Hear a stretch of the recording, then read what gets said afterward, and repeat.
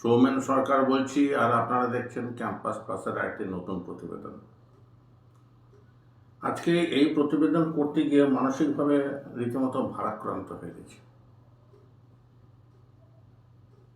না, এটা কোনো ব্যক্তিগত ব্যাপার নয়, কিন্তু আমার মনে হয় যারা এই এপিসোডের কাহিনী যারা শুনবেন তাদের সবারই একই অবস্থা হবে। এই স্ক্রিপ্ট লিখতে গিয়ে মনে হয়েছে যে একটা বাচ্চা মেয়ে, তার উপর দিয়ে যে কি ঝড় চলেছে, তার জন্যে যে কি উথাল পাথাল হচ্ছে, সে হয়তো এই অল্প বয়সে 3, 4, 5 বছর বয়সে সে হয়তো সেটা কিছু বুঝতে পারছে না, কিন্তু যখন সময় আসবে তখন সে তো সবই বুঝবে। এবং তখন যতই প্রটেক্টেড আবহাওয়ার মধ্যে এখন সে বড় হোক না কেন, ভবিষ্যতে কিন্তু তার কুফল এড়ানো যথেষ্ট দুষ্কর।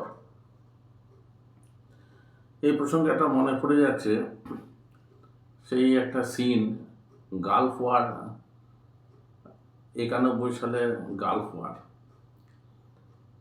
মিত্রশক্তি ওপর থেকে প্রচণ্ড বোমা বর্ষণ করে চলেছে, আর নিচের বাংকারে বাচ্চাগুলো খেলা করছে, তারা জানেও না যে ওপরে কি হচ্ছে। অর্থাৎ ওপরে উঠে গেলে যে তাদের কি কন্ডিশন হতে পারে সেটা সম্পর্কে তাদের কোনো সম্যক ধারণা নেই। এই বাচ্চাটার ব্যাপার ভেবে ভেবে আমার মনে হচ্ছে যে যেন সেইটারই একটা প্রতিচ্ছবি এখানে দেখতে পাচ্ছি।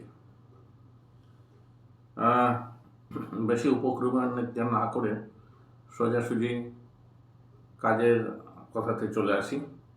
আবার বলছি যে এই যে আমি যে গল্পগুলো বলি, এটা কিন্তু ঠিক গল্প নয়, সত্যি কাহিনী। কোর্ট এর যে রেকর্ডস সেখান থেকে নিয়ে বলা। সুপ্রিম কোর্ট আছে, হাই কোর্ট আছে, ফ্যামিলি কোর্ট আছে, বিভিন্ন জায়গাতে যেখানে যেখানে যে যে ব্যাপারগুলো ঘটেছে সেইগুলোই মোটামুটি তুলে ধরে নিয়ে এসেছি, যে এইগুলোই তো আমাদের সমাজ জীবনের চিত্র। তো যাই হোক, নাম ধাম একটু পাল্টে রাখারই চেষ্টা করছি, কারণ ভালো লাগে না। যদিও কেসের ডিটেলস পরে দেয়া আছে। একটা কাপল, ওয়াইফ হচ্ছে কেন্দ্রীয় বিদ্যালয়ের একজন শিক্ষিকা, ইংরেজি শিক্ষিকা, ভালোই বেতন। আর তার হাজব্যান্ড, তিনি হচ্ছেন আর্মিতে লেফটেন্যান্ট কর্নেল। নর্মালি ধরা হবে যে এটা অত্যন্ত ভালো একটা কম্বিনেশন, দুজনেই ভালো ইনকাম করেন এবং তাদের একমাত্র বাচ্চাটা তো খুব সুখে থাকার কথা। হয়তো মেটেরিয়ালি সে সুখে আছে, যখন যেটা চাইছে পাচ্ছে, কিন্তু যেটা দেখতে পাচ্ছে সেটা হচ্ছে যে বাবা এবং মা দুজনকে একসঙ্গে পাওয়ার যে ইচ্ছা প্রত্যেক শিশুর মধ্যে থাকে, তার ক্ষেত্রে সেটা সম্ভব নয়। কেন নয়? ওয়াইফের বিবরণে শুনুন। ওয়াইফ বলছেন যে তাদের বিবাহ হয়ে যাওয়ার পরে, তাদের বিবাহ হয়েছিল 25শে নভেম্বর 2007 সাল। তারপরেই হাজব্যান্ডের পক্ষ থেকে শুরু হলো যৌতুক নিয়ে খোঁটা দেওয়া এবং বনিবনার অভাব।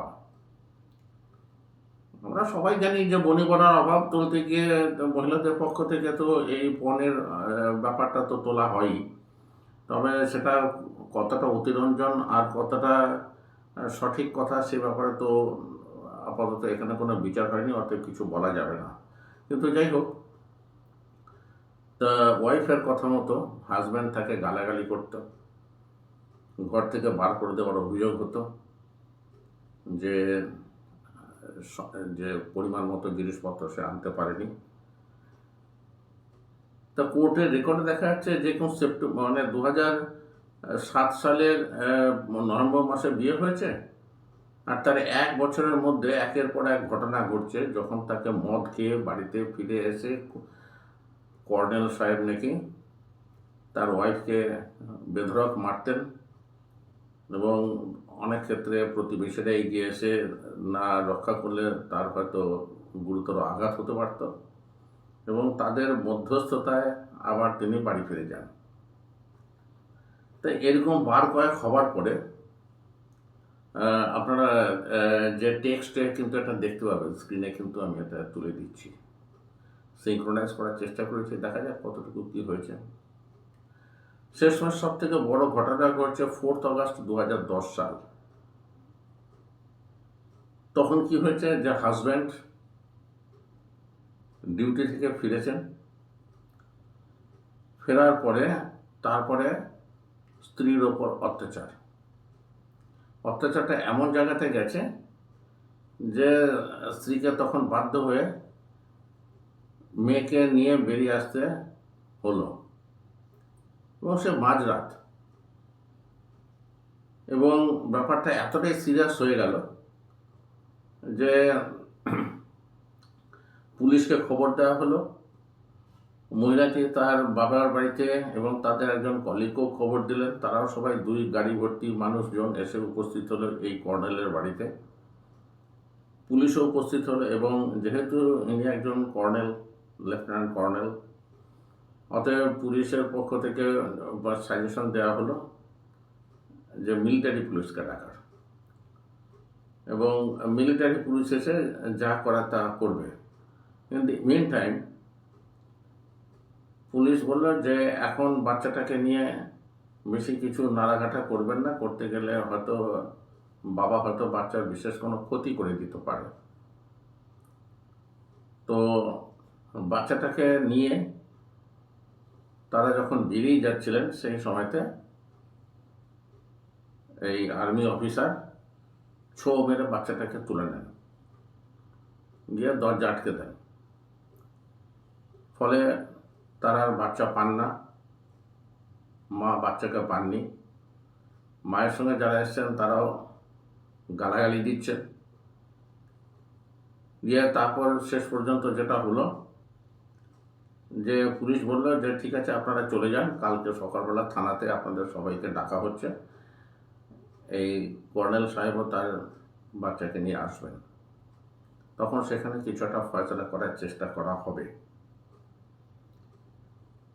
তো তারপরে দেখা গেল যে নির্দিষ্ট দিনে কিন্তু কর্নেল উপস্থিত হলেন বটে, কিন্তু বাচ্চাকে তিনি কিন্তু সঙ্গে আনেননি।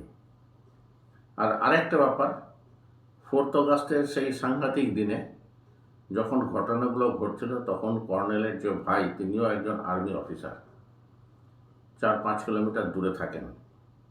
তিনি এখানে এসে সব ভিডিও করে রেখে যান যে কে কী করেছে বা না করেছে। তো সেটা নিয়ে যখন পরবর্তীতে সেটা তথ্য হিসেবে কিন্তু কোর্টে প্রডিউসও হয়, তো দেখা যাচ্ছে যে কর্নেলেরও বেশ কিছু বলার আছে। কীরকম না, তিনি নিচু জাত বলে ওয়াইফ তাকে সবসময় খোটা দেন, বলে তুম দুম হো, হাম খানদানি। 24 ঘন্টা কাস্ট নিয়ে কিন্তু স্ত্রী নাকি তাকে যথেষ্ট পরিমাণে খোটা দিতেন। এই খোটা তার পক্ষে সহ্য করাটা মুশকিল হতো। তো যাই হোক, the husband has denied all the allegations of beating as are alleged by her. Husband কিন্তু ওয়াইফের সমস্ত অভিযোগকে অস্বীকার করে বললেন যে সেই দিন তিনি তাকে মারধর কিছুই করেননি। আর্মি মেসে গিয়েছিলেন তারা দুজনে মিলে, সেখানে ওয়াইফ 2 পেগ খান, খেয়ে বাড়িতে এসে আরও মদ দাবি করেন, এবং যেহেতু মদ দেওয়া হয় না তখন তিনি খেপে যান। খেপে গিয়ে বলেন যে তার বাবা মাকে ডাকবো, বা এই যে যারা সব এসছেন তারা দেখানো হচ্ছে যে ওয়াইফ রেগে গিয়ে তাদেরকে বলেছেন যে তাদের যেভাবে হোক বুঝেছেন যে তার উপর কিছু অত্যাচার হচ্ছে, কিন্তু আসল অত্যাচার অ্যাকর্ডিং টু দি হাজব্যান্ড সেটা হচ্ছে যে তাকে কেন আরও অতিরিক্ত মদ দেওয়া হয়নি। তা সেই জন্য তিনি তার মেয়েকে ফেলে রেখে দিয়ে চলে যাচ্ছিলেন। এটা হচ্ছে হাজব্যান্ডের ভার্সন। এতক্ষণ ওয়াইফের ভার্সন শুনেছি, এবারে হাজব্যান্ডের ভার্সন শুনুন। যাওয়ার সময়তে নাকি স্ত্রীর মা, অর্থাৎ কিনা আর্মি অফিসারের শাশুড়ি বলেছেন যে ये धूम की औलाद है, हम लोग खानदानी है, and the appellee's mother told him, অর্থাৎ ওয়াইফের মা আর্মি অফিসারকে বললেন, हम अपनी लड़की को ले जा रहे हैं, तू अपनी लड़की को अपने आप पाल ले, इस लड़की को इसकी दादी पालेगी और वो अपना फर्ज निभाएगी। অর্থাৎ কিনা তার শাশুড়ি বলছেন যে আমি আমার মেয়েকে নিয়ে চলে যাচ্ছি, তাকে তার দিদিমা দেখভাল করবে, তুই তোর মেয়েকে নিজে নিজে মানুষ কর। তা এইটা রেকর্ডেড হয়ে গেছে আর্মি অফিসারের ভাইয়ের ভিডিও ক্যামেরায়। যাই হোক, পরবর্তীতে এটাকে সাক্ষ্য হিসেবে প্রমাণ করা হয়েছে, সাক্ষ্য হিসেবে এটা পেশ করা হয়েছে। ওয়াইফ কিন্তু এই অভিযোগগুলো সমস্ত কিছু অস্বীকার করেছেন। তখন সমস্ত কিছু বিচার বিবেচনা করে ফ্যামিলি কোর্ট, নয়ডার যে ফ্যামিলি কোর্ট, তিনি the guardians and words act 1890 অনুযায়ী সমস্ত সাক্ষ্য প্রমাণ বিচার করে দুটো জিনিসে ওপর কোশ্চেনটাকে মিনিমাইজ করে, যে কোন কোন দুটো জিনিস তাকে বার করতে হবে। এক, whether the petitioner মানে মা is entitled to the custody of the child as prayed for by her, মা যে তাকে গার্জিয়ান করার জন্য যে রিকোয়েস্ট করেছেন এবং কাস্টডি পাওয়ার জন্য যে অ্যাপ্লিকেশন করেছেন সেটাকে মেনে নেওয়া যায় কি যায় না, আর দুপক্ষের কাকে কতটা কি রিলিফ দেওয়া যেতে পারে, এটাই ছিল ফ্যামিলি কোর্টের সামনে শেষ পর্যন্ত বিবেচ্য বিষয়। তো বলাই বাহুল্য, ফ্যামিলি কোর্ট কিন্তু বেশ কিছু কারণ দেখালেন, মানে অ্যানালাইসিস করে যে যে সাক্ষ্য প্রমাণগুলো তার সামনে যা এসছে সেই সাক্ষ্য প্রমাণগুলো নিয়ে তিনি বলছেন, দি ফ্যামিলি জাজ has relied upon the incident of August 4 to deny the custody of the child to her on the ground that she abandoned the child on the said date। অর্থাৎ কিনা ফ্যামিলি কোর্টের যে জাজ তিনি নিশ্চিত হয়েছেন ওই ভিডিও দেখে যে ভদ্রমহিলা নিজে তার বাচ্চাকে ছেড়ে রেখে চলে গেছেন, অ্যাবান্ডন করেছেন। The evidence in this regard is produced. তো এই যে এভিডেন্সটা সেটা কিন্তু পরবর্তীকালে হাইকোর্টও দেখেছে। দি ফ্যামিলি জাজ has maintained upon the incident on August 4, 2010 to deny the custody of the child to her mother on the ground that she herself has abandoned the child on the said date. The evidence in this regard is produced। অর্থাৎ কিনা সমস্ত সাক্ষী এবং অন্যান্য ফ্যাক্টরগুলো বিচার বিবেচনা করে family court রায় দিলেন যে মা এই বাচ্চার গার্জিয়ানশিপ পাবার অধিকারী নন এবং তাকে কাস্টডিটা দিলেন না। অর্থাৎ কিনা এই রাউন্ডে বাবার জয় হলো। মাত্র 21 মাসের বয়সের বাচ্চাটাকে বাবা তো একা একাই মানুষ করছেন, এবং বাচ্চা যে মানুষ হওয়ার মানে মানুষ কি বলবো, যে তাকে যে নার্সিং বা তার যে কেয়ারিং, এর মধ্যে এখনো পর্যন্ত কোনো পক্ষ কিন্তু কোনো ত্রুটি দেখাতে পারেননি। তার কারণটা হচ্ছে যে আর্মি অফিসারের বাবা মা তিনি যখন বাড়িতে থাকেন না তখন তার দেখভালটা এই বাবা মাই করেন। উল্টো দিকে দেখা গেছে যে এই যে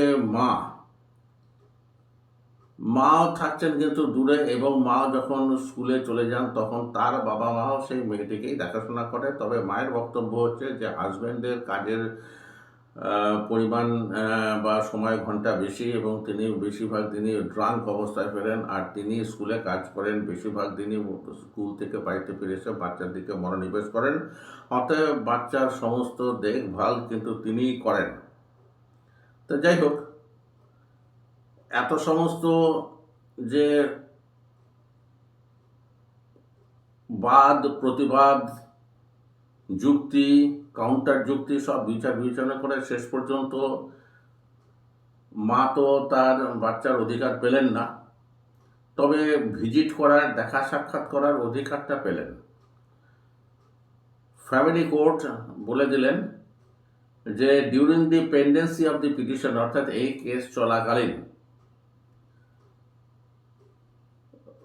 মা কিন্তু on first, third and fourth Saturday বাচ্চাকে 2:30 থেকে 5টা পর্যন্ত ইন দি কোর্ট সাথে পাবেন। The aforesaid order was passed with the consent of the parties, অর্থাৎ কিনা এই দুই পক্ষর রাজি হয়েছে এই অ্যারেঞ্জমেন্টে। While dismissing the petition, only visitation rights of the aforesaid days and duration have been given to the appellant. Visitation তার মানে ভিজিট করার যে অধিকার, সেটাকে ভিজিটেশন বলছে। তো যাই হোক, এই কেসটা তো মানে হেরে গেলেন মা। এইবারে ব্যাপারটা চলে গেল হাইকোর্টে। হাইকোর্টে এখানে অ্যাপিল করেছেন, বা অ্যাপেল্যান্ট যাকে বলে কোর্টের ভাষাতে অ্যাপেল্যান্ট হচ্ছে মা। তো সেখানে তার যে মায়ের যে মানে ওয়াইফের যে অ্যাডভোকেট, তিনি কি যুক্তি দিলেন হাইকোর্টে? The trial court has relied upon the CD, অর্থাৎ কিনা ভাই যে সিডি তৈরি করেছিলেন সেই সিডিটার ওপরই কিন্তু ট্রায়াল কোর্ট তার জাজমেন্ট দিয়েছে, এটা ওয়াইফের উকিল হাইকোর্টে দাবি করেছেন। Which was not proved to be in accordance with law, অর্থাৎ কিনা এর জেনুইনিটি নিয়ে কিন্তু ওয়াইফের কাউন্সিল কিন্তু প্রশ্ন তুলছেন, যেটা ফেক, এটা doctored. It is further contended that the same is fabricated, অর্থাৎ কিনা এর মধ্যে প্রচুর কারুকার্য করা হয়েছে এবং এটা সত্যি ঘটনাকে কিন্তু রিপ্রেজেন্ট করছে না। It is further submitted that the child is below 6 years of age and is ought to be given to the mother, as she is the best person who can look after the comforts of the minor child. এবং তিনি তার একটা বক্তব্য হচ্ছে, মা হচ্ছে সব থেকে ভালো কেয়ার গিভার, অতএব এই যে 5-6 বছরের যে বাচ্চা, তার সব থেকে ভালো কেয়ার কিন্তু মা নিতে পারবেন। বলে রাখা ভালো যে এতদিন ধরে এই যে সেই যে মা বেরিয়ে এসছেন বাড়ি থেকে, তারপর থেকে কিন্তু বাচ্চা তার মায়ের সঙ্গে কিন্তু আর দেখা করতে পারেনি এই কোর্টের দিনগুলো ছাড়া, কারণ বাবা কিন্তু বাচ্চাকে ছাড়েনি এবং বাবা কিন্তু বাচ্চাকে যেটুকু যা দেখভাল করার সেটুকু কিন্তু ঠিকই করে রেখেছেন। যে দেখভালের ব্যাপারে কিন্তু বাবার দিকে যে কোনো ত্রুটি হয়েছে সেটা এখনো পর্যন্ত কেউ কিন্তু অভিযোগ করতে পারেননি। It is further submitted that during the pendency of the present petition, the respondent has also filed a divorce case, অর্থাৎ কিনা এই সমস্ত ব্যাপারের মধ্যে চলাকালীন আর্মি অফিসার কিন্তু ওয়াইফের এগেনস্টে একটা ডিভোর্স কেসও করে ফেলেছেন, অর্থাৎ কিনা মামলা আরও পাচ্ছে। এবার হাজব্যান্ডের দিক থেকে কি বলা হলো? Learned senior counsel appearing for the husband has contended that the child is very comfortable with the respondent. বাচ্চাটা তো বাবার সঙ্গে খুব ভালো আছে, কোনো প্রবলেম নেই। When the respondent attends his office, his parents take care of the child. বাবা যখন কাজে বেরিয়ে যান তখন তার বাবা মা, অর্থাৎ বাচ্চাটার ঠাকুরদা ঠাকুমা, এরা সবাই তার দেখাশোনা করে। It is submitted that even when the parties were living together, the respondent was taking care of the child. তার বক্তব্য হচ্ছে যে হাজব্যান্ড ওয়াইফ দুজনে যখন একসঙ্গে থাকতেন তখনও কিন্তু এই ফাদারই কিন্তু বাচ্চার সমস্ত রকম কেয়ার নিতেন। The learned trial court had rejected the petition after appreciating the evidence on record. অর্থাৎ কিনা এ সংক্রান্ত সমস্ত সাক্ষ্য প্রমাণ পেয়ে সন্তুষ্ট হবার পরে তারপরেই কিন্তু লার্নেড ফ্যামিলি কোর্ট কিন্তু বাচ্চাটার যে কাস্টডি সেটা কিন্তু তার বাবাকেই দিয়েছেন। অর্থাৎ কিনা প্র্যাকটিক্যালি যতই মা হন না কেন, according to the advocate of the husband, বাচ্চার সমস্ত রকম কেয়ার কিন্তু তার বাবা নিতেন। তাদের দুজনের মধ্যে কি হতো, that is a different thing, কিন্তু বাচ্চার ব্যাপারে বাবা হচ্ছে হাইপার সেন্সিটিভ। তো এই যে যুক্তি এবং কাউন্টার যুক্তি শুনে হাইকোর্টেরও কিন্তু বেশ কিছুটা সমস্যার সৃষ্টি হলো, কারণ হাইকোর্ট কাউকে যে পুরোপুরিভাবে দোষী সাব্যস্ত করতে পারছেন তা নয়, কিন্তু ব্যাপারটা হচ্ছে যে হাইকোর্ট কিন্তু কনভেনশনাল রাস্তাতেই চললেন। প্রথমে হাইকোর্টকে দেখতে হয়েছে যে তার হাতে কি কি ক্ষমতা আছে এবং সেই ক্ষমতা কি কি প্রয়োগ করতে কিভাবে প্রয়োগ করা যায়। প্রথম কথা হচ্ছে যে গার্জিয়ান হিসাবে নিয়োগ করার কোর্টের কি অধিকার আছে। আইনে তো একটা তো অধিকার থাকবে, তো সেই অধিকারটাই তো কোর্ট ইউজ করবে। Section 7 of guardianship and words act, তার 7 নম্বর যে সেকশন, সেখানে কিন্তু কোর্টকে এই অধিকার বা ক্ষমতা দিয়ে দেওয়া হয়েছে। তাতে কি বলা আছে? Where the court is satisfied that it is for the welfare of the minor that an order should be made appointing a guardian of his person or property or both, declaring a person to be such guardian, the court may make an order। অর্থাৎ কিনা court যদি বোঝে যে বাচ্চাটার ব্যক্তিগত, বাচ্চাটা তো একটা মানুষ, তার আরও প্রপার্টি বা তার আরও অন্যান্য প্রচুর ব্যাপার রয়েছে, সেটাকে দেখভাল করার জন্য কিন্তু একজন গার্জিয়ানের প্রয়োজন। এই গার্জিয়ানের প্রয়োজনীয়তা যদি কোর্ট অনুভব করেন, তাহলে কিন্তু তিনি একজনকে গার্জিয়ান হিসেবে নিয়োগ করবেন। এবং কোর্ট যখন কোনো কাউকে অর্ডার দেবেন, তখন অন্য কেউ যদি গার্জিয়ান হিসেবে নিজেকে দাবি করেও থাকে বা কাজ করতে থাকে, তাহলে তার সঙ্গে সঙ্গে কিন্তু ওখান থেকে তিনি বাতিল হয়ে যাবেন। কোর্ট যাকে অর্ডার দেবে তিনিই কিন্তু গার্জিয়ান হিসেবে বিবেচিত হয়ে যান, আর বাকি যারা গার্জিয়ান হিসেবে সো-কল্ড কাজ করছিলেন তাদের কিন্তু আর কোনো অধিকার থাকছে না। Where a guardian has been appointed by will or by other instrument or appointed or declared by the court, an order under this section appointing and declaring another person to be guardian in his state shall not be made until powers of guardian appointed or declared as aforesaid have ceased। অর্থাৎ কিনা যখনই নতুন একজন গার্জিয়ানকে নিয়োগ করা হলো, তখন পুরনো গার্জিয়ানের অস্তিত্ব অ্যাজ এ গার্জিয়ান কিন্তু সেটা শেষ হয়ে গেল। এরপরে ব্যাপারটা হচ্ছে যে কারা কারা গার্জিয়ান হিসেবে নিযুক্ত হতে পারেন বা অ্যাপ্লাই করতে পারেন। An order shall not be made under the last foregoing section except on the application of, মানে কারা কারা অ্যাপ্লাই করতে পারেন, যে বাচ্চার গার্জিয়ানশিপ নিয়ে এত ডিস্টার্ব, কারা কারা অ্যাপ্লাই করতে পারেন। The person desirous of being or claiming to be guardian of the minor, তাই এরা অ্যাপিল করতে পারেন। Any relative friend of the minor, কোনো ফ্রেন্ড বা রিলেটিভও গার্জিয়ান হিসেবে অ্যাপ্লাই করতে পারেন। The collector of the district or the other local area within which the minor ordinarily resides or in which he has property, and the collector having authority with respect to the class to which the minor belongs। অর্থাৎ এখানে এই পরিমাণ বিভিন্ন ধরনের লোকজন কিন্তু guardian হিসেবে নিজেদেরকে তুলে ধরতে পারেন। কিন্তু ধরুন একটা বাচ্চা এবং 5 জন গার্জিয়ান হওয়ার জন্য চেষ্টা করছে, অনেক ক্ষেত্রে সম্পত্তি বা আরও নানা কারণে, আরও নানা রকম এক্সট্রানিয়াস রিজনস আছে, তার জন্য কিন্তু যারা গার্জিয়ান হওয়ার উপযুক্ত নন বা ততটা ক্লোজ নন, তারাও কিন্তু গার্জিয়ান হতে চলে আসেন।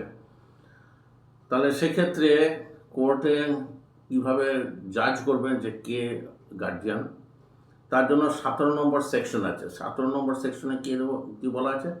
In appointing or declaring the guardian of a minor, the court shall, subject to the provision of this section, be guided by what consistently with the law to which the minor is subject appears in the circumstances to be for the welfare of the minor।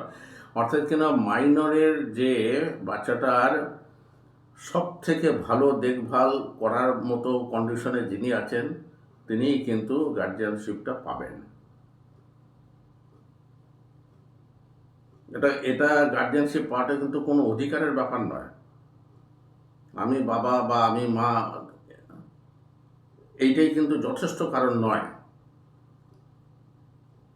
In considering what will be the What will be for the welfare of the minor, the court shall have regard to the age, sex, religion of the minor.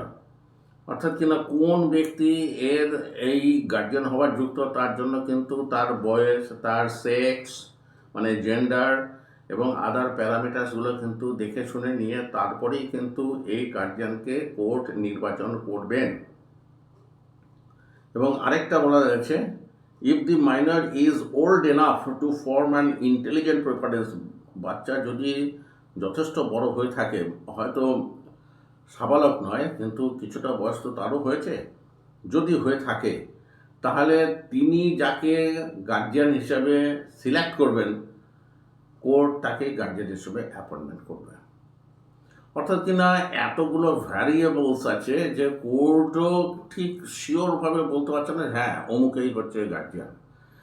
যদিও আইনে বলা আছে যে স্বাভাবিকভাবে guardian হচ্ছে বাবা, বাবা না থাকলে মা, কিন্তু যেখানে বাবা এবং মা দুজনের মধ্যে বিরোধ লেগেছে তখন তো সেখানে তৃতীয় ব্যক্তির উদ্ভব হতেও পারে, এবং বাবা যে সবসময় ভালোভাবে গার্জিয়ান হিসেবে দেখাশোনা করতে পারবে তা না, তারও হয়তো মায়ের সাহায্য লাগবে, এবং মা যদি সেক্ষেত্রে কোঅপারেটিং না হন তাহলে তো সমস্যা।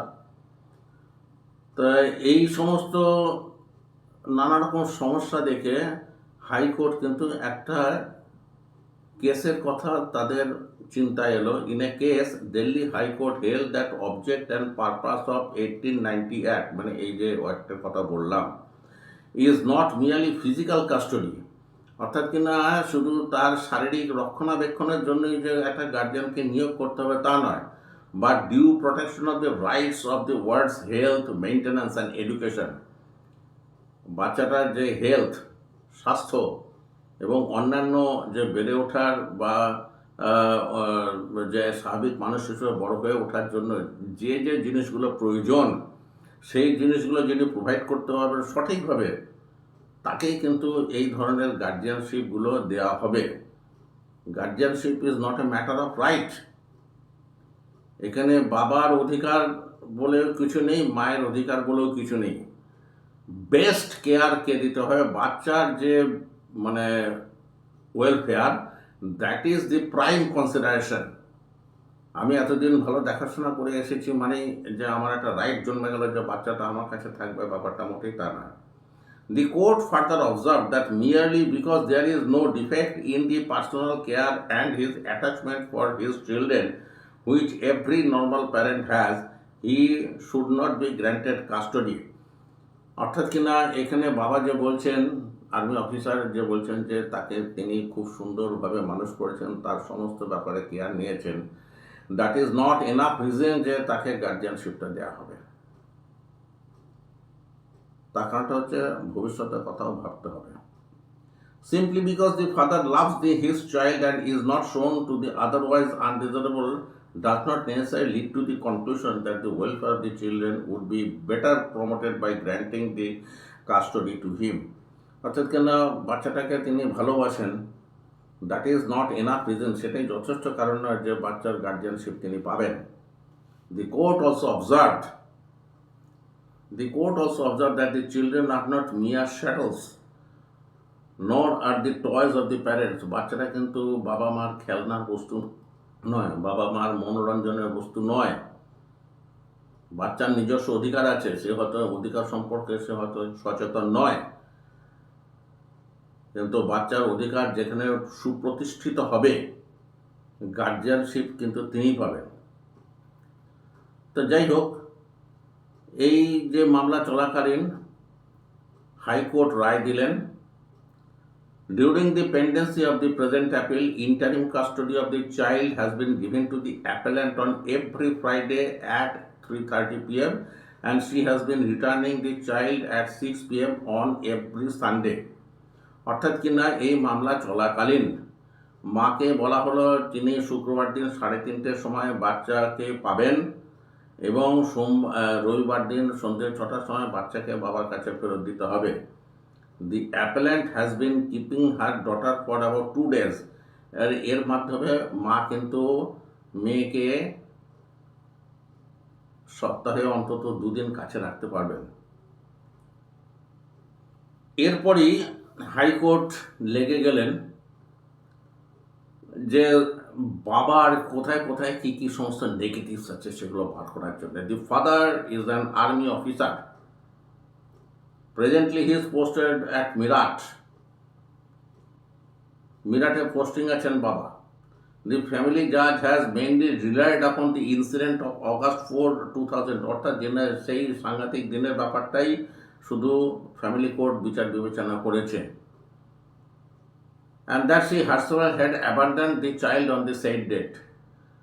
The deposition of the father about the cause of the quarrel is not believable. Court বলছেন যে স্ত্রীর সম্পর্কে তিনি যে হাজব্যান্ড যে কথাগুলো বলেছেন সেটা কোর্টের কাছে বিশ্বাসযোগ্য মনে হয়নি।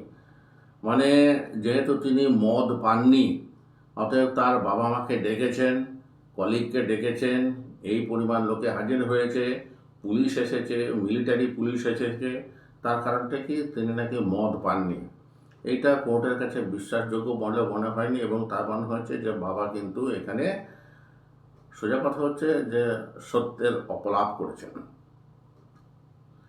বলে রাখা ভালো যে এই যে জাজমেন্টটা লিখেছেন কিন্তু তিনি একজন মহিলার দৃষ্টিভঙ্গি থেকে এই জাজমেন্টটা লেখা। The stand of the father that the child was abandoned does not inspire confidence. এই যে হাজব্যান্ড যে অভিযোগ করছেন যে বাচ্চাটাকে মা ফেলে পালিয়েছে, এটা কিন্তু খুব একটা সঠিক বলে বিচারপতিদের কাছে মনে হয়নি। Further, the mother has also given explanation that the police had called them next day in the police station and it was assured that the father would bring the child, whereas he did not bring the child. অর্থাৎ কিনা যে তিনি যে সেই দিনের scene থেকে যে চলে গেলেন তার কারণটা হচ্ছে যে তাকে এই অ্যাসুরেন্স দেওয়া হয়েছিল পুলিশের পক্ষ থেকে যে পরের দিন বাবা কিন্তু বাচ্চাকে পুলিশের কাছে নিয়ে যাবেন, কিন্তু পুলিশের কাছে তো তিনি নিয়ে যাননি এবং তিনি যে কোনো অছিলাতে বাচ্চাকে দিতে অস্বীকার করেছেন এবং তার ফলে মা কিন্তু বাচ্চার অধিকার ফিরে পাননি এবং তার জন্য 26 দিনের মাথায়, সেই ঘটনার 26 দিনের মাথায় তিনি ফ্যামিলি কোর্টে কিন্তু বাচ্চার গার্জিয়ানশিপ পাওয়ার জন্য, অধিকার পাওয়ার জন্য তিনি দরখাস্ত করেছেন। Further, the learned principal judge has also taken into consideration the CD video. সেখান থেকে হাইকোর্টের জজরা বলছেন যে সিডিটা যেটা আমাদের কাছে দেওয়া হয়েছে তাতে দেখা যাচ্ছে যে একপক্ষীয়ভাবে শুধুমাত্র ওয়াইফের মা শুধু কথা বলে যাচ্ছেন। আচ্ছা, এটা হয় যে একটা সিডিতে যখন উত্তেজক কথাবার্তা হচ্ছে তখন শুধু একজনই কথা বলছে, বাকিদের কথাগুলো ডিলিট করে দেওয়া হয়েছে। অর্থাৎ কিনা ইট ইজ আ ডক্টরড সিডি, যার ভিত্তিতে কিন্তু ফ্যামিলি কোর্ট এই জাজমেন্টটা দিয়েছেন। অতএব ফ্যামিলি কোর্টের এই কাজটা অনুচিত হচ্ছে বলে জজেরা মনে করছেন। তারপরেই জজেরা বলছেন the role of the mother in development of a child's personality can never be doubted. বাচ্চার বড় হয়ে ওঠার পিছনে মায়ের যে কি অবদান সেটা নিয়ে আলোচনা করার বিশেষ কোনো প্রয়োজন নেই। A child gets the best protection through the mother. একটা বাচ্চা তো সবসময় মায়ের কাছ থেকেই সব থেকে ভালো প্রোটেকশন পেয়ে থাকে। It is most natural thing for any child to grow up in the company of wands mother. এবং মায়ের কোম্পানিতে যে বাচ্চা থাকে তার সার্বিক উন্নতি হয়। The company of the mother is the most natural thing for a child. মায়ের সঙ্গটা হচ্ছে বাচ্চার জন্য সব থেকে স্বাভাবিক ঘটনা। Neither the father not any other person can give the same kind of love, affection and care and sympathies to the child as that of the mother. অর্থাৎ কিনা বাবা বা অন্য কোনো আত্মীয় স্বজন বা লোকজনের পক্ষে কিন্তু মায়ের মতো কেয়ার দেওয়া কোনোদিনই সম্ভব নয়। The company of the mother is always in the welfare for the minor child. অর্থাৎ কিনা মায়ের সঙ্গ মানেই যে বাচ্চার উন্নতি। It may also be noticed that the stand of the mother is that since August 4, 2010, অর্থাৎ যেদিন তিনি সেদিন বাড়ি থেকে বেরিয়ে আসতে বাধ্য হলেন, she had been pursuing the custody। অর্থাৎ কিনা যেদিন তাকে বাড়ি থেকে বের করে দেওয়া হয় বলে তিনি অভিযোগ করছেন, তারপর থেকে তিনি কাস্টডির জন্য কিন্তু চেষ্টা চালিয়ে যাচ্ছেন এবং 26 দিনের মাথাতে কিন্তু তিনি সক্ষম হন এই কাস্টডির জন্য যে মামলাটা সেটা দাখিল করতে ফ্যামিলি কোর্টে।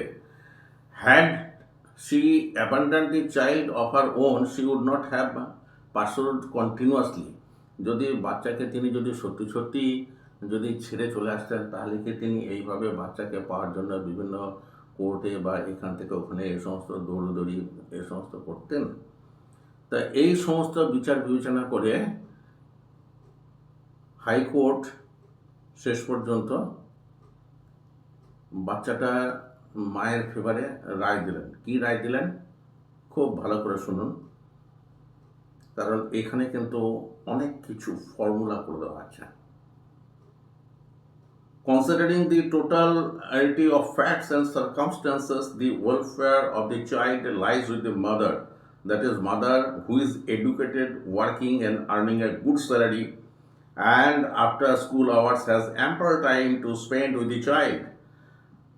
বাচ্চার মাকে গার্জিয়ানশিপ দেওয়া হলো এই কারণে বাচ্চার মা যথেষ্ট শিক্ষিত এবং তিনি চাকরি করেন, ভালো ইনকাম করেন এবং চাকরি শেষে বাচ্চার দেখভালের জন্য তার যথেষ্ট সময় থাকবে। অতএব এই জন্য বাচ্চার সমস্ত রকম দায় দায়িত্ব গার্জিয়ানশিপ কিন্তু মাকে দেয়া হলো। অর্থাৎ কিনা এতদিন ধরে বাবার কাছে যে মেয়েটা ঠিকঠাক ছিল, আজকে হঠাৎ দুম করে মায়ের কাছে তাকে চলে যেতে হবে। বাচ্চাটা কিন্তু এখানে একবার ভুগছে, কারণ সে তো একটা সিস্টেমের মধ্যে তো অ্যাডাপ্টেড হয়ে গেছে। কিন্তু এখন যাই হোক, since the child is a school going child and father is living at Virat, in these circumstances the father will be at liberty to take the child from the mother on every fourth Friday of the month at 5:30.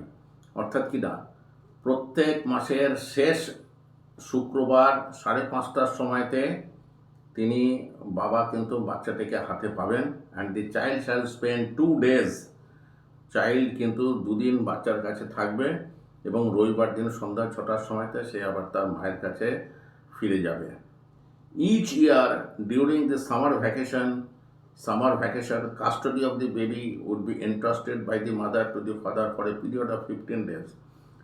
গ্রীষ্মের যে ছুটি সেটা আমরা সবাই জানি 1 মাসের হয়। প্রথম 15 দিন বাচ্চা বাবার কাছে থাকবে, তার 15 দিন বাচ্চা মায়ের কাছে থাকবে। Each year during winter vacation একটু ছোট হয়, প্রথম 4 দিন বাবা, তারপরের দিনগুলো মা। এবং বাচ্চা যখন জন্মদিন হবে তখন ইভিনিংয়ে 4 ঘন্টা বাবা বাচ্চাকে কাছে পাবে। অর্থাৎ কিনা কিরকম দেখুন যে একটা ভাগাভাগি কিরকম হয়ে গেল, যে বাচ্চা তার বাবা মা একসঙ্গে তো তার কোনো অনুষ্ঠান তো করতে পারবে না। এ 5 ঘন্টা তো ও 5 ঘন্টা, এ আগের 5 ঘন্টা সে তার পরের 5 ঘন্টা, এ আগের 10 দিন তো সে তারপরের 10 দিন। বাবার কাছে এলো মার দেখা নেই, মার কাছে এলো বাবার দেখা নেই।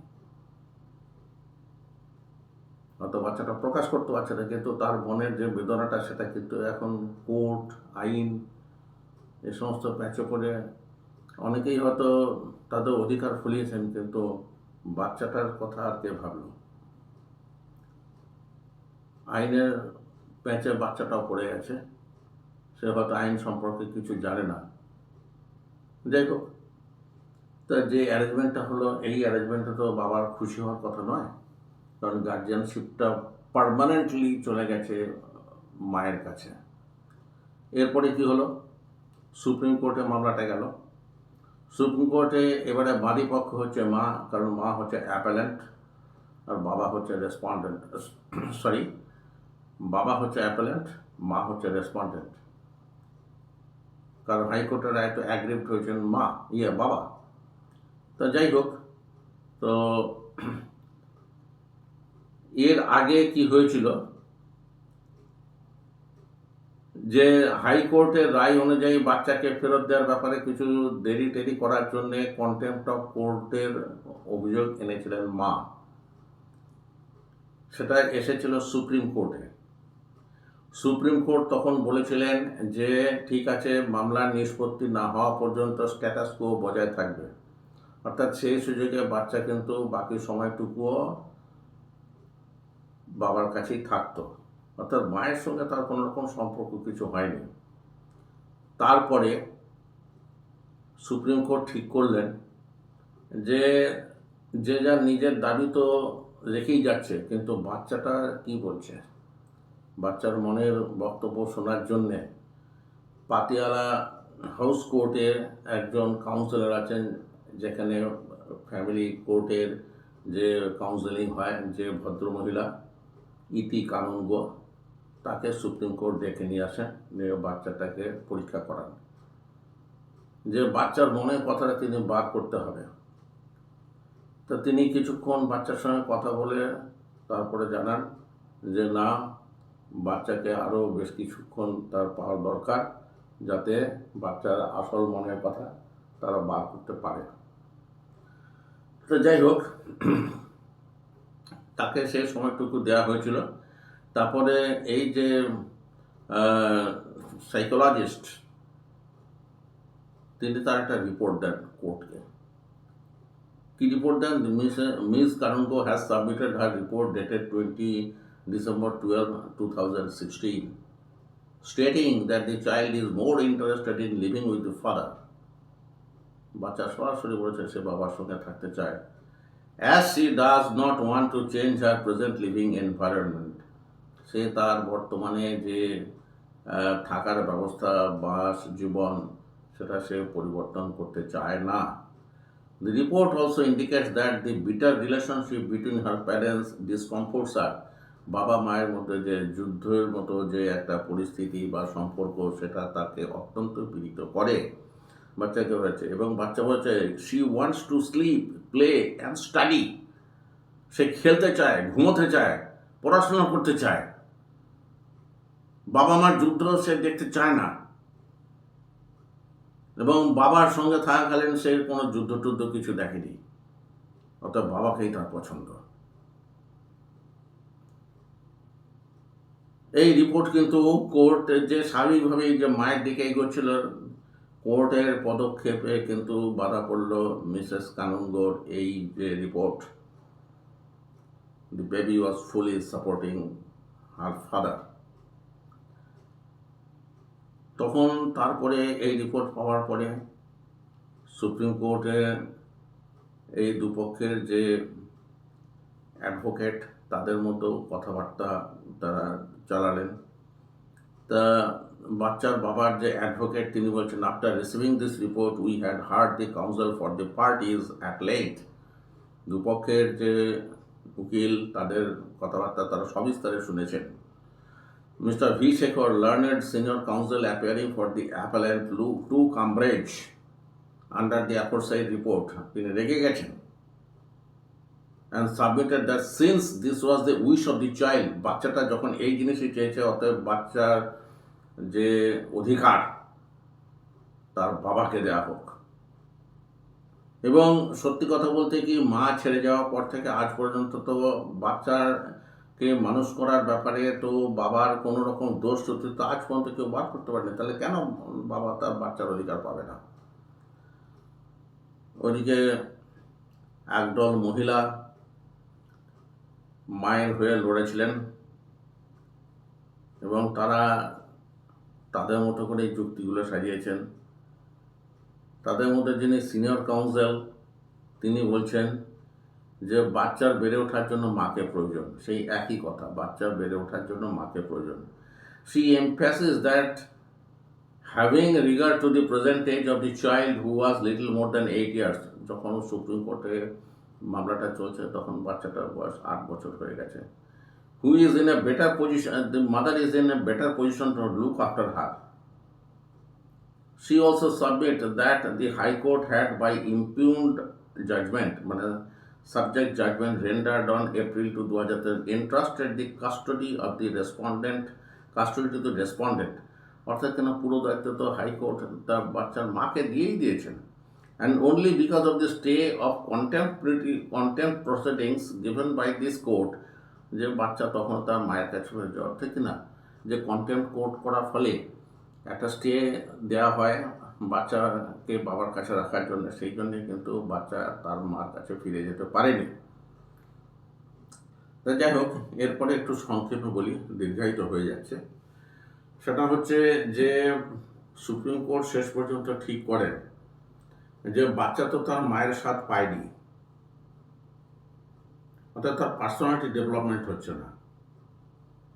সে শুধু জন্ম থেকে বাবাকেই দেখেছে, মাকেও তার দেখতে পাওয়া প্রয়োজন, এবং মা তো এখন স্কুলে পড়ান, বাচ্চাকে যদি তিনি তার নিজের স্কুলে নিয়ে গিয়ে পড়াতে পারেন তাহলে চোখে চোখে থাকবে, বাচ্চার ঠিক মতো দেখভাল হয়তো মা তার স্কুলে পড়তে পারবেন। এবং আরও অন্যান্য বিভিন্ন জাজমেন্ট থেকে শেষ পর্যন্ত তারা এই সিদ্ধান্তে উপনীত হন যে যতই বাবা বাচ্চাকে ভালো করে দেখাশোনা করুক না কেন, এক্সপেরিমেন্ট হিসাবে বাচ্চার দায়িত্ব মাকে দিতে হবে, just to see how the arrangement work. এবং বাচ্চা কখনো মায়ের স্বাদ পাবে না, এটা হয় না, এবং তাতে তার যে ব্যক্তিত্ব বা তার যে বিকাশ এটা অপূর্ণ থাকে। এই সমস্ত যুক্তি দেখিয়ে সুপ্রিম কোর্টও কিন্তু শেষ পর্যন্ত বাচ্চার দায়িত্ব মাকে দিলেন। কিন্তু যেটা হলো সেটা হচ্ছে যে হাইকোর্ট যেমন বলেছিল যে পার্মানেন্টলি এই দায়িত্বটা মাকে দেয়া হলো, সুপ্রিম কোর্ট কিন্তু বলল যে না, এটা পার্মানেন্ট নয়, এটা মাত্র 1 বছরের জন্য দেয়া হলো। এবারে দেখা যাক এই অ্যারেঞ্জমেন্টটা কেমনভাবে কাজ করে।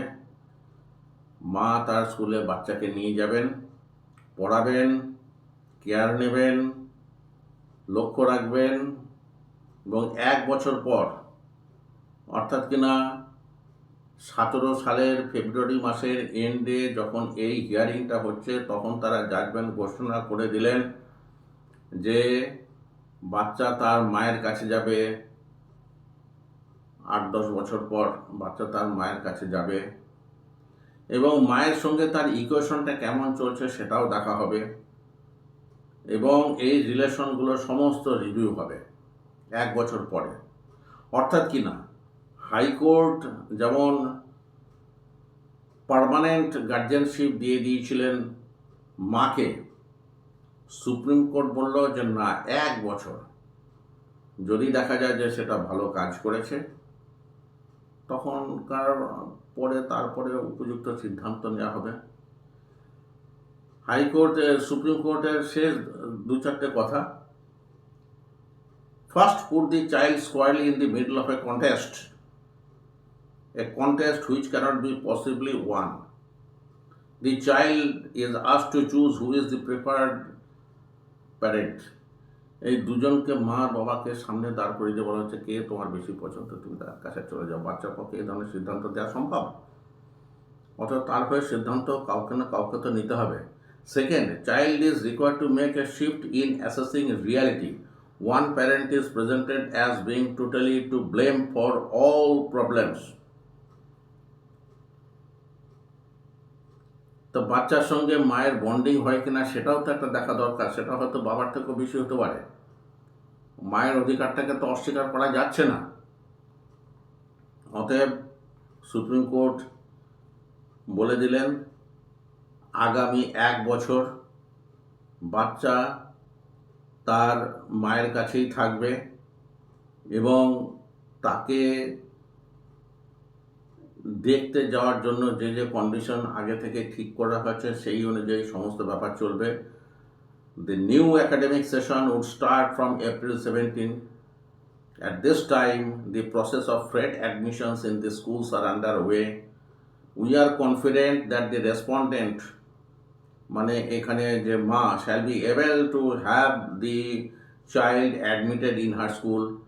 মা অবশ্যই বাচ্চাকে তার নিজের স্কুলে নিয়ে যেতে পারবেন, এবং মা তো যথেষ্ট শিক্ষিত এবং আর্নিং করেন, কাজেই মেয়েকে দেখাশোনা করতে তার কোনো অসুবিধা হবে না। এই বলে তারা হাইকোর্ট যেমন সারা জীবনের জন্য গার্জিয়ানশিপটা মাকে দিয়ে দিয়েছিলেন, সুপ্রিম কোর্ট 1 বছরের জন্য দিলেন এবং বললেন the matter shall be listed in the month of March 2018 for further direction when this court would assess how the arrangement devised above has worked. অর্থাৎ কিনা এই যে ব্যাপারটা তারা করে দিলেন, এর নিট রেজাল্ট কেমন হলো সেটা তারা 1 বছর পরে দেখবেন। তো এখনকার মতো বিচার প্রক্রিয়া তো এখানে শেষ হলো। এবারে আমার নিজের দু একটা কথা আছে। ব্যাপারটা হচ্ছে যে এখানে দুটো তিনটে জিনিস পরিষ্কার হলো, যে আপনি ভালোভাবে বাচ্চাকে রেখেছেন কি না সেটা ফ্যাক্টর না, বাচ্চার ভবিষ্যৎ কার হাতে বেশি সুরক্ষিত সেটাই হচ্ছে বেশি ফ্যাক্টর। বাবা বা মায়ের অধিকার বলে কিছু নেই, যদি অধিকার কারো কিছু থেকে থাকে সেটা হচ্ছে বাচ্চার অধিকার। আচ্ছা, একটা জিনিস জিজ্ঞেস করি, যে এই যে বাবা যার এগেনস্টে এত সমস্ত অভিযোগ, হাইকোর্টে তো বাবার প্রচণ্ড সমালোচনা হলো, কিন্তু বাবা যে মায়ের এগেনস্টে যে অভিযোগগুলো করেছে তার কি কোনো রকম আলোচনা হলো? মা কি নেগলিজেন্ট কি সিনসিয়ার সে ব্যাপারে কি কোনো আলোচনা হলো? মাকে মা হিসাবে ট্রিট করা হয়েছে ঠিকই, কিন্তু মায়ের শর্টকামিংসগুলো, বাবার শর্টকামিংসগুলো আলোচনা করা হয়েছে, কিন্তু মায়ের শর্টকামিংসগুলো অ্যাটল ছিল কিনা সে ব্যাপারে কিছুই বলা হয়নি। অর্থাৎ মাকে ধরে নেওয়া হয়েছে she is the most sincere, diligent and care giving mother.